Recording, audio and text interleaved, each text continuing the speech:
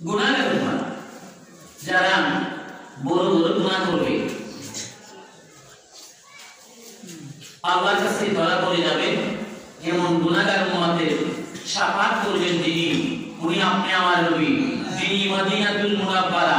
সবুজ গম্বুজের নিচে আরাম করতেছেন তাম পৃথিবীর উম্মতকে যার অন্তরে রাসূলের ভালোবাসার পরিপূর্ণতা আছে রাসূল তার ফুলের ঘরে হাজির হয়ে থাকে দেখতে আসে কথা বলেন ঠিক ঠিক ওই নবী পাকের নুরানি কদম মুবারকি আমাদের সকলের পক্ষ থেকে জানাই লাখো কোটি দরুদ সালাম শুকরি জবান খুলে বলি সাল্লাল্লাহু আলাইহি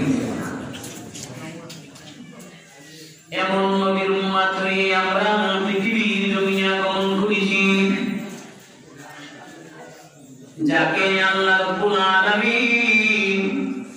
तमाम সৃষ্টির রহমত বানাইয়া পৃথিবীতে প্রেরণ করেছেন ঠিক কি না বলেন আল্লাহ হাজার পৃথিবীর জমিনে আল্লাহ বানাইছে সমস্ত সৃষ্টির যিনি রহমত সমস্ত সৃষ্টির যিনি রহমত উনি হচ্ছে আমাদের দয়াল নবী মুস্তাফা কথা বলুন ঠিক কি না সম্মানিত হাজিরিন কেমন ক্ষমতা দিয়ে আল্লাহ রাব্বুল আলামিন রাসূলকে পৃথিবীতে পাঠাইলেন যে নবীকে পৃথিবীর কেউ ভালোবাসলে মায়া করলে আমলনামায় গুনাহ থাকে না কোন মানুষ যদি ইচ্ছে করে আমলনামা থেকে সহজে গুনাহ তাড়িয়ে দেব আমলনামা থেকে গুনাহ মুক্ত করব সবচেয়ে সহজ পন্থা হচ্ছে নূর নবী মুস্তাফা রাহমাতাল লিল আলামিনের প্রশংসা রাসূলের প্রশংসা আপনি করবেন আমলনামা থেকে গুনাহ চলে যাবে রাসূলের গুণ কীর্তন করবেন আমলনামা থেকে গুনাহ চলে যাবে রাসূলের উপরে দরুদ পাঠ করবেন আল্লাহ রাব্বুল আলামিন আপনাকে জান্নাতি মেহমান বানাইয়া দিবে সম্মানিত হাজিরিন নবী কেমন আমরা চিনবার পারি তাহলে নবীজির নিয়ে আসা নামাজকে আমরা কদর করব ঠিক কি না বলেন কে নামাজ নিয়ে আসছেন যে নামাজ আমরা পড়ব এই নামাজ নিয়ে আসছেন কে উনি কেমন যদি আমরা চিনবার পারি তাহলে রাসূলের প্রতি আন্তরিকতা যখন জন্মাবে রাসূলের নিয়ে আসা উপলক্ষের প্রতি আমাদের আন্তরিকতা জন্মাবে কথা বলে ঠিক কি নামাজ নিয়ে আসছিলেন আমাদের দয়াল নবী কি বলে ঠিক না সম্মানিত হাজিরিন আল্লাহ নবী রাহমাতাল লিল আলামিন ধর্মের প্রচার প্রসারের জন্য স্বয়ং নবী মুস্তাফা যুদ্ধের ময়দানে পর্যন্ত হাজির হয়েছেন রাসূল যুদ্ধ করেন নাই দ্বীন ইসলামের জন্য যুদ্ধের ময়দানে হাজির হয়েছেন দয়াল নবী মুস্তাফা রাহমাতাল লিল আলামিন এমন ক্ষমতার অধিকারী ছিলেন সাহাবায়ে কেরামের কোনো কিছুর প্রয়োজন হলে পৃথিবীর কোনো সরদার মাতাব্বর এমপি মন্ত্রীর কাছে কোনো ডাক্তার কবিরাজের কাছে কোনো সমস্যা নিয়ে যাওয়া লাগে নাই সুবহানাল্লাহ সমস্ত কিছুর সমাধান যিনি দিতেন উনি হচ্ছে আমাদের দয়াল নবী সুবহানাল্লাহ এই কারণেই বলছিলাম নবী চিনবেন নবীজির নিয়ে আসা সব বিষয়ের প্রতি আপনি যত্নবান হবেন উহুদের যুদ্ধের ময়দান কায়েম হয়েছে সাহাবায়ে কেরাম রাসূলের ডাকে সারাদিন জীবন কুরবান করে দিয়েছেন ঠিক কি না বলেন উহুদের যুদ্ধের ময়দানে রাসূলের ডাকে সাহাবায়ে কেরাম যুদ্ধ করতে করতে জীবন দিয়েছেন রাসূলের পাকের একজন সাহাবী হযরত কাতাদা ইবনে নুমান রাদিয়াল্লাহু তাআলা রাসূলের মহব্বতে ধর্মের মহব্বতে জীবন দেওয়ার জন্য উহুদের ময়দানে হাজির হয়ে গেছেন যুদ্ধ করতেছে করতে হঠাৎ করে বাতিলের একটা তীরের আঘাত চোখের মধ্যে এসে পড়ে গেছে। চোখের মধ্যে পড়ে গেলেন, তীরের টানে সাথে সাথে চোখটা ওই নির্দিষ্ট স্থান থেকে খসে গালের মধ্যে ঢুকতে শুরু হয়ে যায়। চোখটা বের হয়ে গালে ঢুকতেছে, চোখ বের হয়ে গালে ঢুকতেছে। আল্লাহ নবী রাহমাতাল লিল আলামিন সাহাবী ওই চোখ হাতে ধরে নূর নবী মুস্তাফা রাহমাতাল লিল আলামিনকে খুঁজতেছেন। দুনিয়ার জমিনে সম্পদ দিয়ে ঝগড়াঝাটি হয়, জমি জমা নিয়ে ঝগড়াঝাটি হয়, বিভিন্ন উল্টা পাল্টা কথাবার্তা নিয়ে সমাজের এলাকায় ঝগড়াঝাটি হয়, তাই না? জমিনের আইলে মাছ মারা নিয়েও ঝগড়া হয়। অনেকদিন পূর্বে পাঠানশের উত্তর দিক দিয়ে জমিনের আইলে বোতল তরকা নিয়ে এক ব্যক্তি জেলে মারাইছে, জানা আছেন আপনাদের? সম্মানিত হাজির, ঝগড়াঝাটির মধ্যে আঘাতপ্রাপ্ত হলে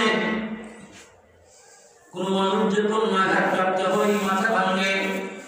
দেহের মধ্যে অস্ত্র প্রবেশ করে, তখন তাড়াতাড়ি ডাক্তারের শরণাপন্ন হয়, ঠিক কিনা বলেন? আল্লাহ নবী সাহাবী চোখ খুলে গেছে, ডাক্তার খুঁজতেছেন। ওই সাহাবীর ডাক্তার ছিল নূর নবী মুস্তাফা। চোখ ধরে রাসূলকে খুঁজতেছেন, খুঁজতে যাইয়া পেয়ে গেলেন। দেখে দেখে বলছেন, ইয়া রাসূলুল্লাহ, ইয়া হাবিবাল্লাহ, নবী গো, ও মায়ার নবীজি, তীরের আঘাতে আমার চোখটা বসে গেছে। ইয়া রাসূলুল্লাহ, বাড়িতে আমার নতুন বিবি আমি রেখে এসেছি। যেহেতু আমি যুদ্ধের ময়দানে শহীদ হই নাই, অন্ধ হয়ে আমি আমার নতুন বিবির কাছে যাইবার চাই নাই, আমার খোলা চক্ষুটা লাগিয়ে দেন। কি বললেন? পারবেনি রাসূল? কোথায় থেকে রাসূল এমবিবিএস পাস করছিলেন, খোলা চক্ষু লাগাইয়া দিবেন? সাহাবীরা তো বললেন, নূর নবী মুস্তাফা রাহমাতাল লিল আলামিন জিজ্ঞেস করেন, দাদারে, তুমি চোখ চাও না জান্নাত চাও? যদি চোখ চাও জান্নাত পাবে না, জান্নাত চাইলে চোখ পাবে না, কোনটা চাও? সুবহানাল্লাহ। হিকমত ওয়ালা নবী সাহাবী, ওনার হিকমত আছে, সাহাবায়ে কেরামের হিকমত ছিল না। যেভাবে রাসূল বলছেন বোঝা গেছে দুইটা যদি নবীর কাছে চাই, দুইটা রাসূল দিবেন না, তাই দুইটা দুই দিকে নেওয়া লাগবে। এটা হিকমতে বুঝেছো? দুইটা দুই দিকে নিয়ে যাবে। প্রথম যদি মাহফিল হয়, সর্বপ্রথম জিজ্ঞেস করে কেমন কে আছে, মাহফিলের ফ্যান্ডেলটা দিবেন। ফ্যান্ডেল দেওয়ার পরীক্ষা আবার কয় ব্যক্তিদের মাইকটা আপনাদের বলে দয়াল নবী মুস্তাফা রাহমাতাল লিল আলামিন বুঝাইলেন, যদি জান্নাত চাও তাহলে চোখ পাবে না, চোখ চাইলে জান্নাত পাবে না। সাহাবী কাতাদা ইবনে নুমান বুঝতে পেরেছেন দুইটা রাসূলের কাছে চাওয়া যাইবে না, যে কোনো একটা চাওয়া লাগবে। আল্লাহ নবী সাহাবী ডাক দিয়ে বলেন, ইয়া রাসূলুল্লাহ, ইয়া হাবিবাল্লাহ, নবী গো, আমি চোখ চাই, জান্নাত চাই। চোখ দিবেন আপনি নবী, জান্নাত দিবে আমার আল্লাহ। সিদ্ধান্ত মেনে বলুন না সুবহানাল্লাহ। সম্মানিত হাজির,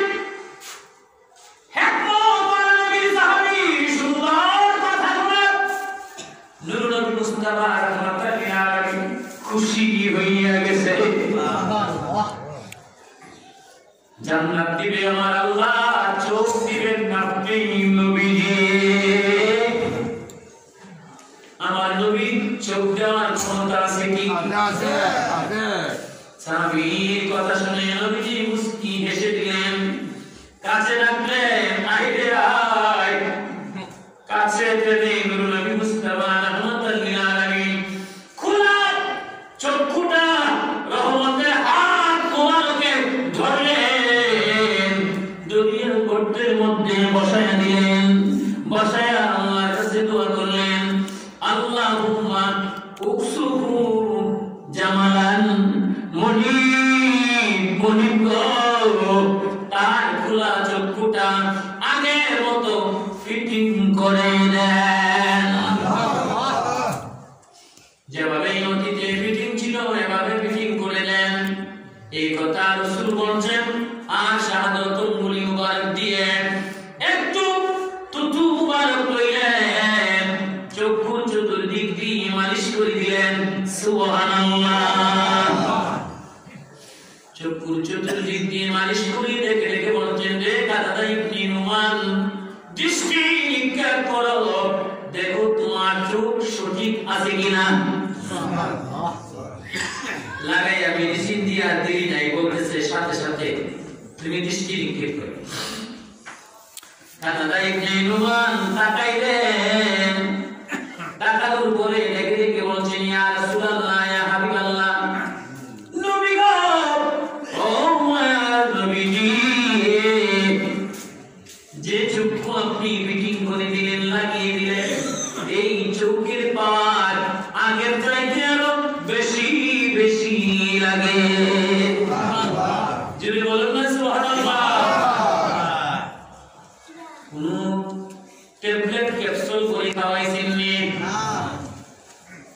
সেলাই সেলাই করছেন না চোখ বসাইয়া শুধুমাত্র দয়াল নবী মুস্তাফা আলাইহিস মুবারক লাগাইয়া দিলেন কত বড় পেরেছি নবী মুস্তাফা রাহমাতুল্লাহ আলাইহি দুতু মুবারক লাগাইয়া দিলেন সাথে সাথে চক্ষু আর উঠো হয়ে যায় দৃষ্টি নিক্ষেপ করে সাহাবী বলছেন ইয়া রাসূলুল্লাহ আগের চাইতে পাওয়ার আরো বেড়ে গেছে প্রশ্ন আসবে আল্লাহ যে চক্ষু দিয়েছিলেন যে পাওয়ার ছিলেন রাসূল পাকের নুরানি হাত মুবারক লাগবার কারণে পাওয়ার আগের চাইতে আরো বেড়ে গেছে বলছিলাম যে নবীজি নামাজ নিয়ে আসছেন কেমন নবী নামাজ নিয়ে আসছেন নবী যদি আমরা চিনি নামাজ রেও চিনব ঠিক কিনা বলেন বাংলাদেশের প্রধানমন্ত্রী কাউকে যদি পুরস্কার দেয় সেটার দাম কি 500 টাকা হইব হ্যাঁ প্রধানমন্ত্রী পুরস্কার দিছে এটা আন্দাজ করলে যে এটা 500 টাকা মূল্য ভুলই কথার না ঠিক না প্রধানমন্ত্রী পুরস্কার যে বললেই তো লাখ টাকা না ঠিক না নামাজ যে পুরস্কার আমাদের জন্য আনলেন কে আনছেন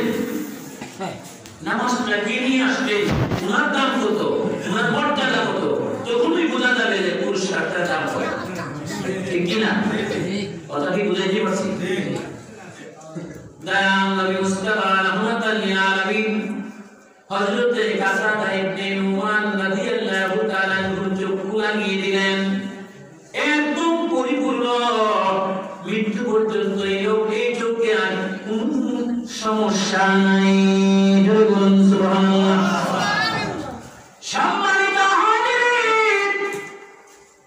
মসজিদ বানালে জান্নাতে আল্লাহ ঘর বানাবে আমাদের মুর্শিদ কিবলা বলে গেছেন হাদিসের কথা ঠিক কি না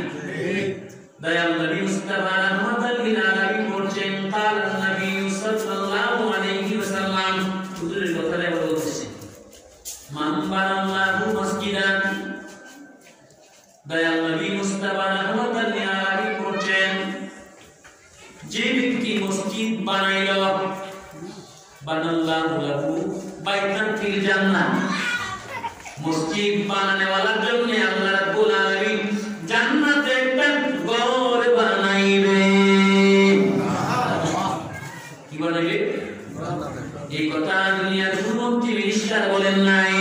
যিনি বলছেন জান্নাতের ঘর বানাইব উনি হচ্ছে আমাদের নূরের নবী মুস্তাফা সম্মানিত হাজির নবীকে আগে ছিলেন নবীকে চিনে নামাজ পড়ে দেখবেন আপনার নামাজে আপনারে আউলিয়া বানাইব কি কথা ঠিক না নবী চিনে নামাজ পড়বেন আপনার এই নামাজে নবী চিনে আমল করেন আপনার এই আমলে আউলিয়া বানাইয়া দিবে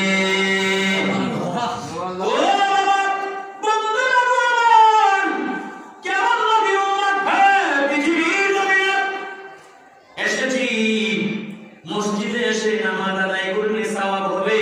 এটা কোন মুফতি মিনিস্টার বলেন নাই যিনি বলছেন উনি আপনার দয়াল নবী মুস্তাফা আঞ্জেগালার মসজিদে এক রাকাত নামাজে 25 রাকাতের সওয়াব জুমার মসজিদে এক রাকাতে 500 রাকাতের সওয়াব হেরেম শরীফে এক রাকাত নামাজে 1 লক্ষ রাকাতের সওয়াব মসজিদে নববী রাসূলের পাকের মসজিদে এক রাকাত নামাজে 50,000 রাকাতের সওয়াব এই কথা যিনি বলছেন উনি আমরা নূরের নবী মুস্তাফা মসজিদে তো দামি আল্লাহ এসে পৃথিবীর জমিনে কাউকে বলেন নাই বলছে আল্লাহ এসে বিচার করে যে আমার ঘর দামি যিনি কইছে উনি আমরা দয়াল নবী মুস্তাফা নবী বলছেন আল্লাহর ঘর মসজিদ অনেক দামি শুক্রবার জুমা দিনে আল্লাহর ঘর মসজিদে হাজির হলেন ঘর থেকে বের হইতে মসজিদ পর্যন্ত যখন কদম লাগবে প্রতি একটা কদমে 1 বছরের করে গুনাহ মাফ সুবহানাল্লাহ দয়াল নবীজি গরিব উম্মতের কথা চিন্তা করে শুক্রবার জুমার দিন কইছে হজ্জের দিন গরিবদের হজ্জের দিন গরিবের কথা রাসূল চিন্তা করছেন টাকা পয়সা থাকবে না আল্লাহর বাড়িতে যাইতে পারবে না টাকা পয়সা থাকবে না আমার বাড়িতে যাইতে পারবে না তাই ওই আমার সেই গরিব উম্মতটা জুমার মসজিদে আসবে শুক্রবার জুমার দিনে ওই জুমা আদায় করবার কারণে তার আমলনামায় একটা কবুল হজ্জের সওয়াব আমার আল্লাহ লিখে দিবে এখন যাদের কথা চিন্তা করে রাসূল জুমার ফজিলতের কথা বললেন তারা শুক্রবারে আসে অপশন নাই ভুল বলছি শনিবারে মোটামুটি কামের অপশন আছে বৃহস্পতিবারে কিছু অপশন আছে শুক্রবারে নাই যদি ভুল বলে কি বলে শুক্রবারে কাজের অপশন থাকে না ওই দিন কুত্তালকের আগে আউরে থাকতে গো নাইলে ক্ষেত্র আগে নিতে না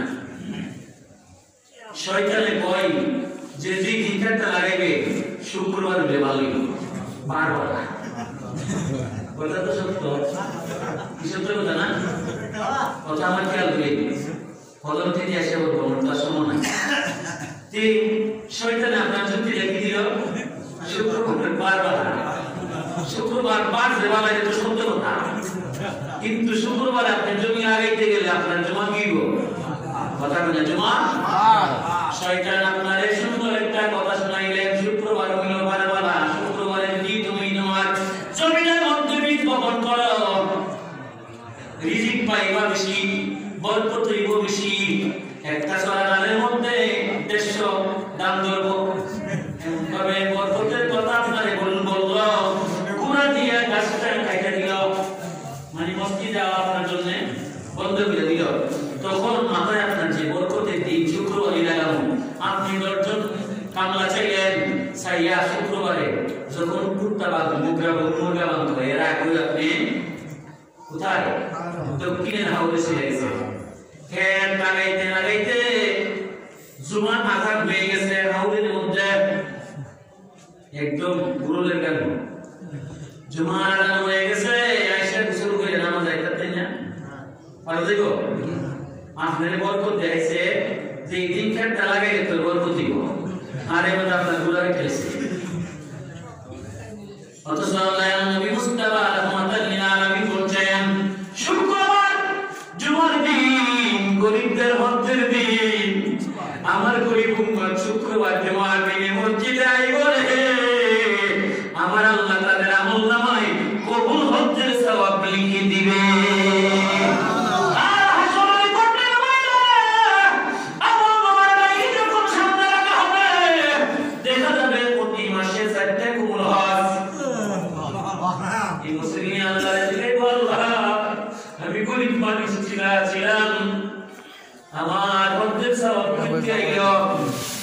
আমি তো লক্ষ লক্ষ টাকার মালিক ছিলাম না, কিন্তু দেখা যায় আমার ডায়েরির মধ্যে অনেক হজ্জের সওয়াব দেখা যায়। আল্লাহ কোরআনে বলবেন বান্দারে আমার বন্ধু তোদের জন্য কি কষ্ট করতে জানোস না? আমার বন্ধু আমার কাছ থেকে তোদের জন্য সুন্দর ব্যবস্থা করছেন। গ্রামের মধ্যে মহল্লার মধ্যে জামে মসজিদ শুক্রবার জুমার দিনে তুমি যে মসজিদে গিয়ে নামাজ আদায় করছিলে জুমার নামাজ, ওই মসজিদে যাওয়ার পরেই আমি আল্লাহ আমার বন্ধুর উসিলায় তোমার আমলনামায় কবুল হজ্জের সওয়াব লিখে দিয়েছি। যাদের জন্য মঞ্জুর হইল জুমা তাদের খবর নাই। কিছু ভদ্রলোক, কিছু আর সবাই না, কিছু ভদ্রলোক শুক্রবার জুমার দিনে নারীর ফিরে মসজিদে আসে। পাঁচ ওয়াক্তের খবর জীবন নাই,